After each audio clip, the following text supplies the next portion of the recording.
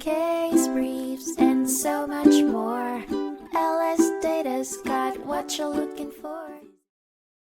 In 1982, the Supreme Court of the United States heard a case, Griffin v. Oceanic Contractors, Inc., where a seaman sued his employer for unpaid wages and expenses. The employer failed to pay earned wages upon discharge, medical and hospital expenses, maintenance, or unearned wages. The issue at hand was the interpretation of the wage penalty statute, which mandates that seamen be paid promptly upon discharge and allows double wages for each day payment is delayed without sufficient cause. While the district court ruled in favor of the seaman for earned wages upon discharge, it did not do so for other claimed expenses. Additionally, it limited the penalty period. However, the Supreme Court found that the district court's limitation was erroneous and reversed the Court of Appeals' affirmation. The case was sent back to the lower court for further proceedings, with the instruction to assess wage penalties for each day payment was delayed. The equities of the situation were to be considered when determining if the delays were without sufficient cause, but not when calculating the penalty period. This decision emphasized the importance of promptly paying seamen and protecting them from arbitrary actions by their employers.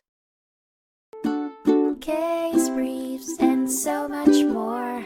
LSData's got what you're looking for. Visit lsc.law, elevate your mind. Leave the stress of class.